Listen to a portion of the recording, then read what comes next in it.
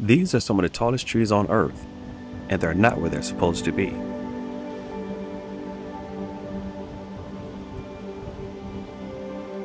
The UK is home to one of the largest population of redwood trees outside of North America.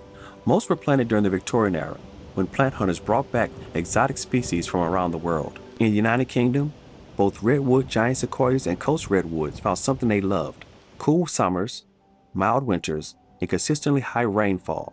In many parts of Britain, these conditions mimic the native foggy forest of California, where these trees originated. It is estimated that there are over 500,000 redwoods in the United Kingdom, far exceeding the 80,000 mature redwoods in the United States. The UK redwoods are predominantly made of three different species: the giant sequoia, which makes up 80 to 85%, the coast redwood, which is another 10 to 15%, and at less than 5% is the dawn redwood. There's actually a small grove of American redwoods. There's one there. There are several back there, and there's a really tall one there. There are several American redwoods planted here just at this location, but that's not all. This tree, deep in Wales, is an American redwood. A young one, but it's an American redwood. But it's not alone. Right, so we had There's another American redwood, and that may be one there. I think there's a different one. But here is another American redwood. Redwoods in the UK are not random. They cluster where Victorian planting, climate, and land ownership align. Historic estates and country houses is a great place to find them. There are large concentrations in many of those locations. You can also find them in Irving Park and in public places. But specifically, Benmore is one of the best places to see redwoods in the United Kingdom. Today, we're in Scotland, in the Argyll Forest at the Benmore Botanic Garden. The Redwood Avenue at Benmore Botanic Garden was planted in the year 1863 by Piers Patrick, a year after he purchased the estate. As an example of American redwoods, these are still very young. However, it is fascinating that the Victorians planted these trees as small seedlings and they never even saw them at the size that we see them today.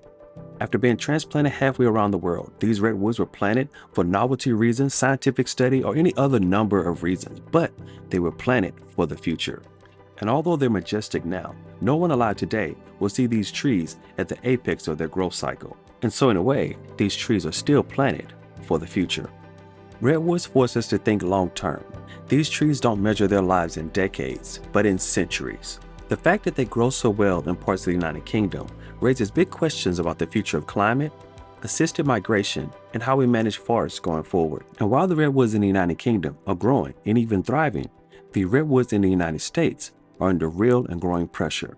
Although they're much more protected than they were in the past, some damage cannot be undone, such as by the year 1900, over 90% of all American redwoods had been cut down. What remains in the United States today is mostly second growth forest, smaller trees, and simplified forest structure. Old growth redwoods still exist, but they are rare and fragmented. Today's American redwood faces threat from hotter, drier summers. This creates stress for trees mostly adapted to cool, moist temperatures. A new and emerging threat to the American redwood forest is wildfires. And although these trees evolved to sustain fire, that would be low-intensity fires. Today's fires are hotter, faster, and burn with much more intensity, putting immense stress on trees unevolved to cope with such intense fires. With the American redwood facing such intense challenges in the United States, it's comforting to know that there are over 500,000 surviving in the UK. Back in the United Kingdom, I'm excited to tour Benmore because I recognize that Benmore is about more than beauty. It's about conservation. Botanical gardens function as a living library. Each tree represents genetic material preserved outside of its native range. With climate change, disease, and habitat loss threatening forests around the world, Benmore is a shining beacon of what can happen when thought comes together with conservation efforts.